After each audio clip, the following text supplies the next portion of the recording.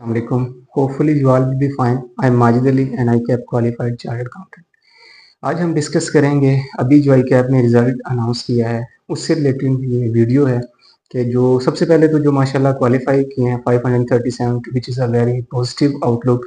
तो उनको बहुत बहुत मुबारक हो मेरी तरफ से और अल्लाह पाक उनको नेक्स्ट जो उनका फ्यूचर है उसमें भी कामयाब करे.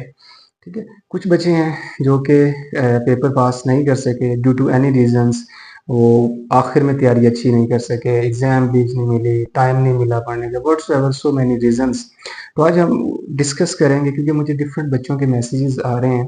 वो पूछ रहे हैं कि अगर 40s में मार्क्स आए हैं तो क्या करें. ठीक है. किसी के 30s में हैं और किसी के शायद उससे भी कम अगर हैं. कुछ जो है वो बहुत ही करीब है, मतलब 45 46 पे भी रुके हैं पेपर्स.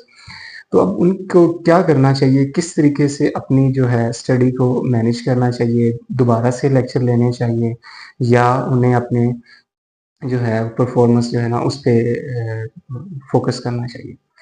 तो जैसे कि अगर जो स्टूडेंट्स लेट्स सपोज 40s में नंबर है उनके या 45 में हैं, ठीक है, 42 है, 46 है, तो उनको मेरे नज़दीक जो चाहिए ना वो अपने मॉक एग्ज़ाम जो है ना वो ज़्यादा से ज़्यादा दें.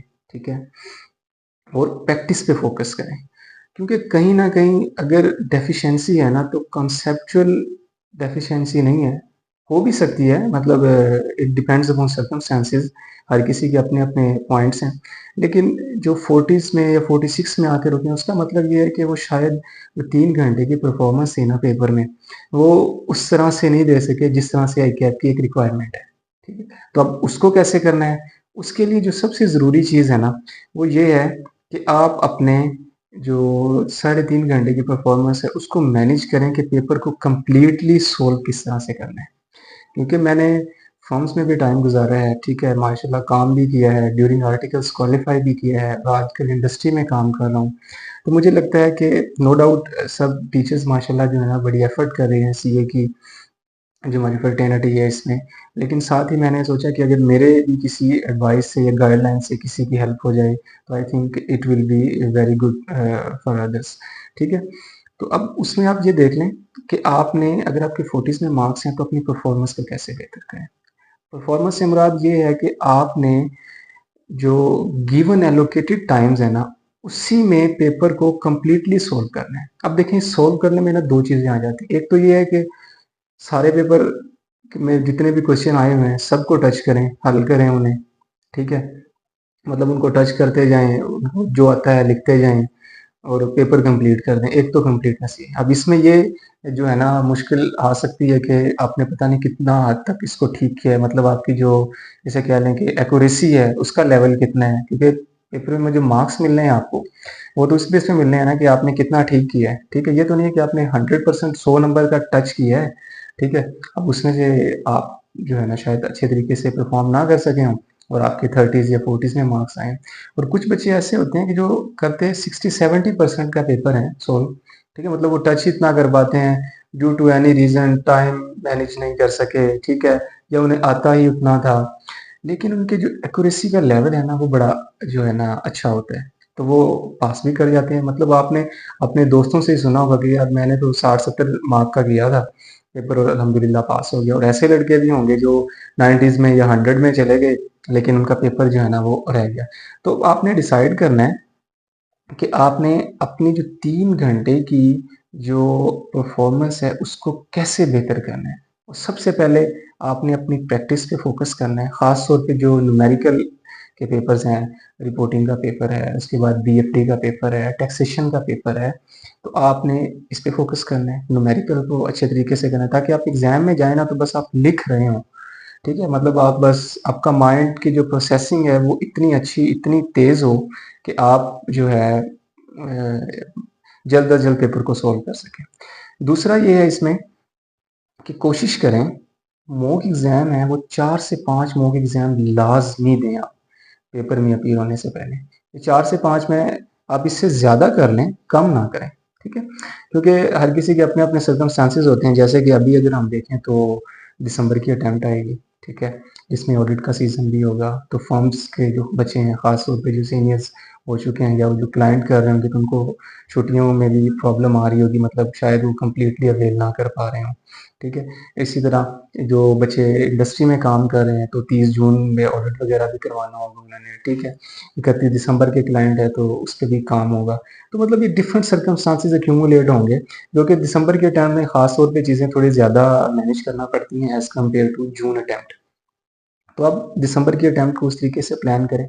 दूसरी इसमें चीज़ ये ज़हन में रखें कि जैसे ही रिज़ल्ट आता है ना, तो हमें एक होती है कि यार पेपर पास नहीं हुए या परफॉर्मेंस उस तरह से नहीं आ सकी, तो एक दफ़ा बंदे को ना बड़ा वो होता है कि मैं इसको कैसे वो ठीक करूँ, मतलब एक मोटिवेशन का लेवल भी होता है। ठीक है, तो इसमें सबसे ज़रूरी ये चीज़ है कि मोटिवेशन कोई 1 दिन या 2 दिनों के लिए होनी चाहिए। ख़ास तौर पे हमारे प्रोफ़ेशन में तो ये हमेशा के लिए ही है कि आपने मतलब हर डे जो है ना आपका एक अच्छी पॉज़िटिव आउटलुक के साथ और पॉज़िटिव मोटिवेशन, डिटर्मिनेशन के साथ हो। जैसे भी हालात हों, बाहर का मौसम जैसा भी हो, आपके जो अंदर का मौसम है ना, उसमें हमेशा ही एक पॉज़िटिविटी और एम्बिशन से भरपूर होना चाहिए। तो अल्लाह पाक जो है इंशाल्लाह आपको ज़रूर नवाज़ें। देर सवेर हो जाती होती है, लेकिन जिस चीज़ को आप डिज़र्व करते हैं, ट्रूली डिज़र्व करते हैं, वो आपको ज़रूर मिलती है। ये आज़माई हुई बातें हैं, ठीक है? मतलब मेरा इतना तजुर्बा तो नहीं है, लेकिन ये है कि मैं इस ड्यूरेशन से गुज़रा ज़रूर हूँ। मतलब फॉर्म्स में भी अल्हम्दुलिल्लाह टाइम स्पेंड किया। मुश्किल भी था, मुश्किल इन अ सेंस कि जब ख़ास तौर पे ऑडिट क्लाइंट होते हैं, आपने डेडलाइन्स को भी मीट करना होता है और अपनी स्टडी को भी साथ लेके चलना होता है। तो इसमें एक और एलिमेंट इसमें शामिल कर लें कि काम को भी गोली नहीं करवानी।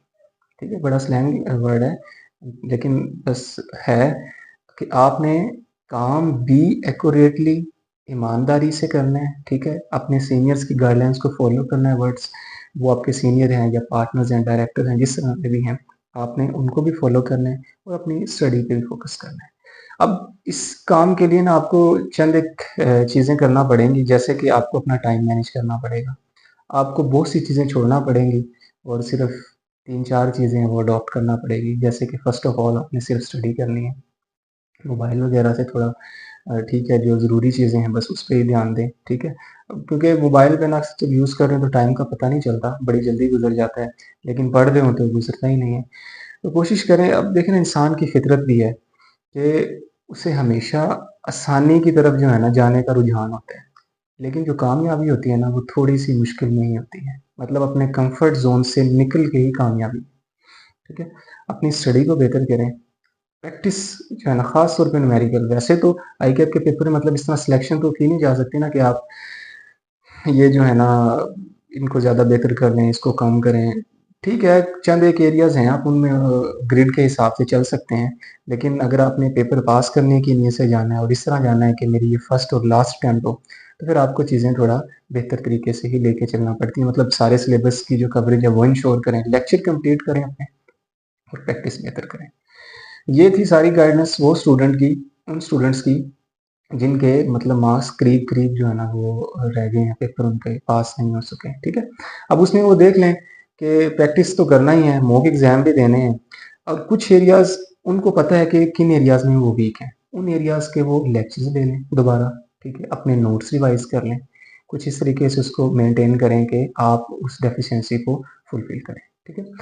अब उसके बाद कुछ स्टूडेंट ऐसे हैं कि जो शायद इससे भी कम मार्क्स में रह गए, मतलब 30s में मार्क्स हैं उनके, ठीक है, या 20s में हैं, तो उनके लिए तो मैं रिकमेंड करूँगा कि वो लेक्चर अपने दोबारा लें, ठीक है? और फिर उसके बाद उनके लिए वही है कि अपने मॉक एग्ज़ाम दें, अपनी प्रैक्टिस को बेहतर करें। इस अटेम्प्ट में ना जो बड़ा मसला होता है वो ये है कि हम प्रैक्टिस शायद उस तरीके से नहीं कर पाते। क्योंकि टाइम नहीं होता और वैसे भी जो है ये अटेम्प्ट ना भी हो, एक लिमिटेड टाइम ही होता है। आप प्रैक्टिस करते हो ना या क्वेश्चन को सॉल्व करते हुए बस ये ज़हन में रखें कि जो मैं क्वेश्चन या जो कॉन्सेप्ट देख रहा हूँ या कर रहा हूँ, वो फर्स्ट और लास्ट टाइम देख रहा हूँ, ठीक है? उसके बाद बस आप जस्ट अगली दफ़ा जब उसको देखें ना तो जस्ट एक रिवीजन के पॉइंट ऑफ व्यू से देखें।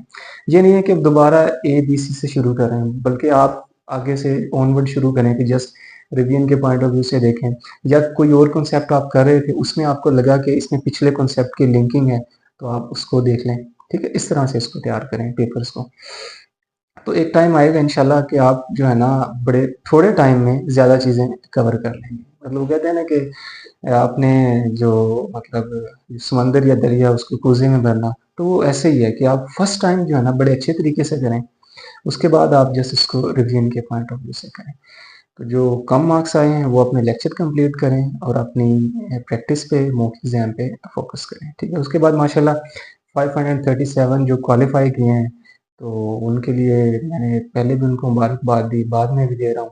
बस अब वो डिसाइड करें कि फर्म में आना है या फर्म में ही रहना है, अगर फर्म में ही ऑलरेडी, या इंडस्ट्री में आना है। दोनों चीज़ों के अपने अपने डायनामिक्स हैं, अपने अपने सर्कमस्टांसिस हैं, ठीक है, और अपनी अपनी राहें हैं। हर किसी ने अपने हिसाब से चलना है और इंशाल्लाह जिसके हिस्से में, जिसकी किस्मत में जो रिज़्क है, वो इंशाल्लाह उसको मिलेगा। बस 2-3 चीज़ें ज़हन में रखें कि इंटेग्रिटी, प्रोफ़ेशनलिज़्म और दूसरों को गाइडेंस देना, दूसरों की हेल्प आउट करना। अब वो हेल्प किसी भी एस्पेक्ट से हो सकती है। आप उनकी पढ़ाई में हेल्प कर दें, अगर आप अपने से मतलब कोई रिसोर्सेज़ में कर दें, जिस तरीके से भी कर दें, मतलब माशाल्लाह अल्लाह पाक ने आपको बड़ा नवाज़ना है। तो बस ये देखें कि कुछ चीज़ें होती हैं, कायनात के असूल हैं कि ये बाँटने से बढ़ती है। मतलब कहते हैं ना कि अगर सूरज जो है, अगर बाँटने से कोई चीज़ कम होती तो सूरज कब का जो है ना अपनी रोशनी खो चुका होता। तो मेरी तरफ से तो सबको ये जो है ना बहुत-बहुत मुबारकबाद है, माशाल्लाह जिन्होंने क्वालीफ़ाई किया, और जो किसी वजह से रह गए हैं, वो मैं कहता हूँ ना कि वो माशाल्लाह राइट पाथ पे तो हैं, ठीक है? क्योंकि जो सबसे ज़रूरी चीज़ होती है ना, वो पेपर में अपीयर ही होना है। मतलब देखिए ना, आप अपीयर हुए हैं, आपको पता चला है कि इस जो है ना एरियाज़ में डेफिशिएंसीज़ हैं, इस पे मैं काम करूँ तो वो, क्योंकि इस तरह की चीज़ें जो होती हैं ना, मेहनत होती है, कैपिटलाइज़ होती है, ठीक है? ये इंशाल्लाह किसी न किसी जो है ना एंगल से आपकी रिकवर हो ही जाती है। तो जी, मेरी तरफ से यही, होपफुली चीज़ें जो है ना मैंने आपको गाइड किया, आपको समझ आई होंगी।